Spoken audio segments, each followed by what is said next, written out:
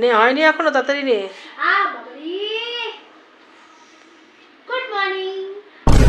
Good morning এখন না, মাথা মাথা গেছে। হ্যাঁ হ্যাঁ, good morning good morning. Good morning. আমাদের এরকমই হয়, সকালের লাঞ্চটা টিফিনটা লাঞ্চ যেমন সকালে লাঞ্চ হয় মানে 12টার সময় বলছে কি সকালের লাঞ্চ, আমারও সেরকমই সন্ধ্যে 6টার সময় গুড মর্নিং। যাই হোক, গুড ইভিনিং সবাইকে। আর আমাদের এখানে জগদ্দল উৎসব, যেটা আর কি ওই মেলা, এবার নিয়ে 3 বছর, তাই তোমার 3 বছর তো জানি না ক বছর যে হবে একটা, এবার নিয়ে 3 বছর। আমার মা তো আরেকজন, এই বছর নিয়ে 3 বছরই হচ্ছে। আর আজকেই হচ্ছে ফার্স্ট ডে। আর কে আসছে আজকে জানি না, সেই নিয়ে খুব বেশি ইন্টারেস্টেড আমি নই, আমার মাও নয়। আমাদের মেন ইন্টেনশন হচ্ছে মেলায় ঘোরা। এই মেলাটা আমার ভীষণ ভালো লাগে, তাই ভাবলাম আজকে ফার্স্ট ডেটা মিস করবো না, তোমাদেরকেও দেখাবো আর আমি তো ঘুরবোই। চলো চাটা খেয়ে নি। হ্যাঁ, চাটা খাই। করবে দুটো কাপ নিয়ে রেখেছো কেন? এটা তোর, এটা আমার। চা খাওয়া হয়ে গেল, ঠান্ডা হয়ে যাচ্ছে, তাড়াতাড়ি খা। জল হয়ে গেছে ঠান্ডা? ওই দেখ, আমি ধরবো কি করে? শীতকালে এরকম ঠান্ডাটা খায় কেউ? দাঁড়া দাঁড়া দাঁড়া, ধরে দিচ্ছে। তোমার কাপ ধরাতে গিয়ে চা।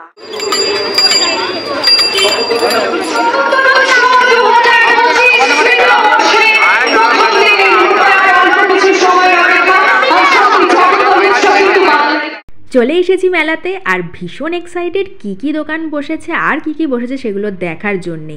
তো এবারে দেখলাম দোকানগুলো একটু ওলট পালট হয়ে গেছে, মানে যেখানে যে দোকানটা বসে সেখানে সেগুলো না বসে একটু ওলট পালট হয়েছে। সেই জন্য মা দেখালো যে ওই যে কি বলে গোকুল, না মথুরা কেকটাকে না আমরা খালি গোকুল পিঠে বলে দিই, ওটা একদম গেটের মুখে বসেছে, যেটা একটু ভেতরের দিকে বসে। যাই হোক, যথারীতি মা ঢুকেই চলে গেছে মেন এই সাজাগোজা জিনিসের দোকানে। আজকেও ঠিক করছে যে কিছু একটা কিনে নিয়েই বাড়ি যাবে, তাই মাকে বলছি যে আরে সবে শুরু হলো আজকে, এখনও টানা 10 দিন চলবে, তুমি একটু রয়ে শোয়ে কেনাকাটা করো। তো মা বলছে আচ্ছা ঠিক আছে চল, আজকে দেখেই না হয় বাড়ি যাবো, কিন্তু একটু কিছু না কিনে তো বাড়ি যাওয়া যাবে না, ওই জন্য একটু কিছু তো কিনতেই হবে। কি কিনছি সেটা তো দেখাবোই তোমাদের। আপাতত চলো একটু ভেতরে ঘুরি। আর এই বেলুনগুলো আমার যে কী ভালো লাগে, এখনও অবধি আমি কিনতে পারিনি, এটাই আমার দুঃখ, মানে আমায় কেউ কিনে দেয়নি, কি বলবো। আর রাইডস যেগুলো আমি শুধু দেখবই। আর দেখো পেছন থেকে একজন কে এসেছে, আমার ভাই। আমি জানিও না যে ও পেছন থেকে এসে আমাকে এইভাবে ঠান্ডা হাত গায়ের মধ্যে দিয়ে দেবে। এই তারপরে ভাই বোনের তো খুনসুটি চলছিল, খুব মজা হচ্ছিল, মানে ভাইয়ের সঙ্গে এভাবে দেখা হয়ে যাবে ভাবতেই পারিনি।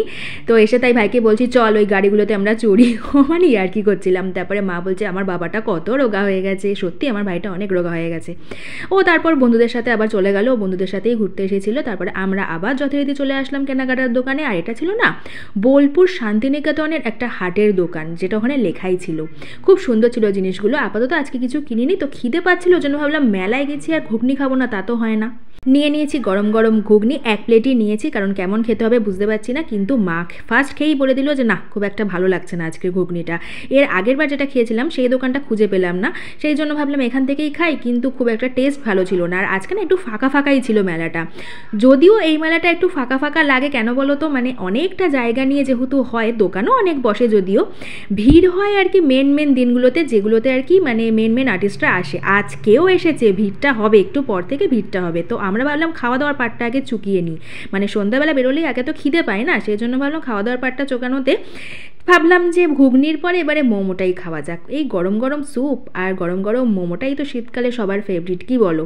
তো চিকেন মোমো নিয়েছিলাম, বেশ ভালো লাগছিলো খেতে। খাওয়া দাওয়া কমপ্লিট করে আবার যাব ভেতরে, মানে মেলার থেকে বাইরে বেরিয়ে এসে আপাতত খাচ্ছি, মানে তোমরা রাস্তা দেখে বুঝতেই পারছো। আবার চলে এসেছি মেলার ভেতরে। এসেই আগে কিনে নিয়েছি দুটো না 3টে ক্লিপ। চলো এইবারে দেখাই আজকে কোন শিল্পী এসেছে গান করার জন্যে।